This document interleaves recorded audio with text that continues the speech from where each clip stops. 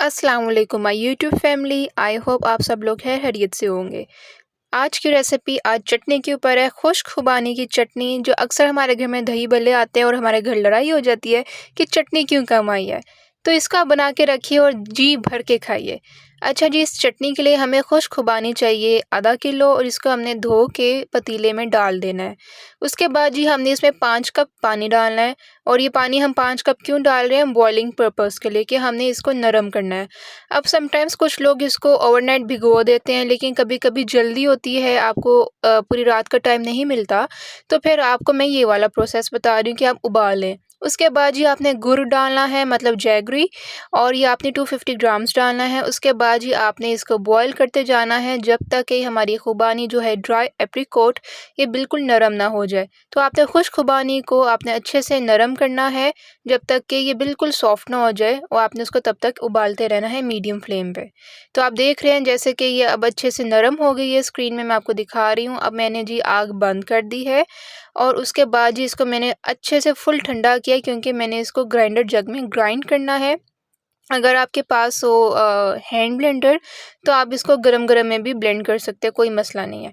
अच्छा जी, मैंने ये जग में डाल दिया है, इसको मैंने अब ग्राइंड करना है। इस स्टेज में मैं थोड़ा मज़ीद और पानी डालूँगी 3 कप जितना, ताकि ये आराम से मज़ीद अच्छे से ग्राइंड हो जाए, ठीक है? जैसे मैंने आपको अभी डाल के दिखाया है। अब जी ये आ गया हमारा पेस्ट। अच्छा जी, अब मैंने यहाँ पे आपको बताना है, ये आपकी मर्ज़ी है कि आपने इसको पल्पी फॉर्म में रखना है, लाइक धड़धड़ा, या आपने बिल्कुल इसको लई या पेस्ट फॉर्म में बनाना है, ये आपके ऊपर है। आपने इसको कितना ग्राइंड करना है वो आपके ऊपर है। मैंने इसको थोड़ा धड़धड़ा रखा था, मैंने बिल्कुल इसको पेस्ट फॉर्म में नहीं बनाया। अगर आप बनाना चाहते हो तो आप बना सकते हैं। अच्छा जी, इस स्टेज में अब हमने डाल देनी है चीनी 1 कप, और उसके बाद हमने डाल देना है सॉल्ट।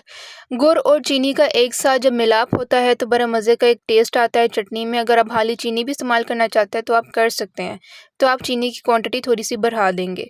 उसके बाद जी हमने साथ-साथ बाकी स्पाइसेस डालने हैं। लाल मिर्च है, उसके बाद जी हमने ये ज़ीरा डालना है।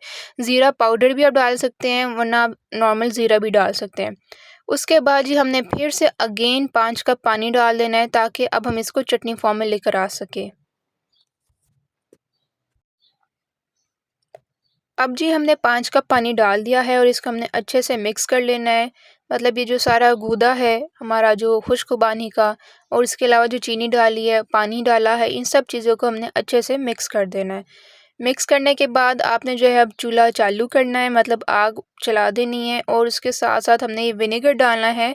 3 से 4 टेबलस्पून आप डाल लें। लोग लेमन डालते हैं, लेकिन लेमन आजकल काफ़ी महँगे हुए हैं, तो इसका ये सब्स्टिट्यूट मैंने आपको विनेगर बताया है, जो कि टेस्ट वही ही आता है, बल्कि आपकी चटनी ज़्यादा दिन तक प्रिज़र्व भी हो जाती है। तो हमने यहाँ पे अब हर चीज़ मिक्स कर ली है, और इसको अब हमने फिर से पकाना वाला काम स्टार्ट करना है, तब तक जब तक ये बिल्कुल थिक ना हो जाए।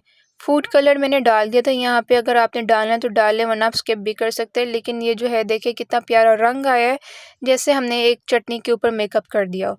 तो फूड कलर वैसे तो सब घरों में होता है ज़र्दा रंग, तो मैंने भी डाल दिया क्योंकि मेरे पास था। अगर आपके पास नहीं है तो आप इसको स्किप कर सकते हैं। अच्छा जी, उसके बाद ही हमने चटनी को रिड्यूस करना स्टार्ट कर दिया है। हमने इसको इतना पकाना है जब तक हमारी चटनी अच्छे से थिक ना हो जाए। यहाँ पे मैं आपको एक चीज़ बताती हूँ, लोग जो है बहुत ज़्यादा मतलब सब्र वाले नहीं होते, तो क्या करते हैं वो लोग कॉर्नफ्लोर को पानी में घोल के बस डाल के थिक कर देते हैं, लेकिन उसका ना वो जायका नहीं आता, अजीब-सा कच्चा-कच्चापन होता है।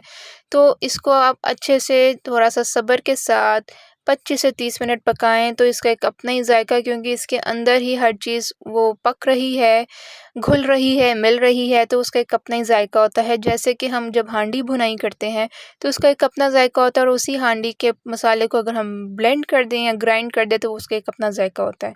तो ये चीज़ मैंने आपको बतानी थी, जो कि बता दी। अच्छा जी, साथ-साथ जो है अब हमने इसको अच्छे से पकाते रहना है, जैसे कि मुझे लगे थे ऑलमोस्ट 20-25 मिनट लग गए थे इसको गाढ़ा करने में। तो अब आप देख रहे हैं कि किस तरह से अच्छी सी गाढ़ी हो गई है, और करती जा रही है चटनी। तो इसका अपना एक मज़ेदार जायका है। अब ये देखिए, मैंने आपको बताया था कि मैंने चटनी को दरदरा रखा है। आप चाहते हैं तो आप इसको बिल्कुल पेस्ट फॉर्म में कर सकते हैं।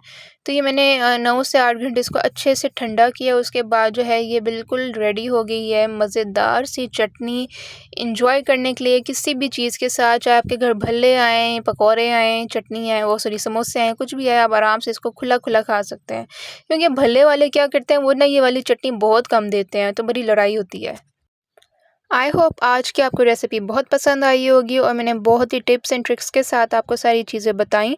मेरे चैनल को लाइक, सब्सक्राइब एंड शेयर कीजिए। इंशाल्लाह आपसे नेक्स्ट रेसिपी पे मुलाकात होती है। अल्लाह हाफ़िज़।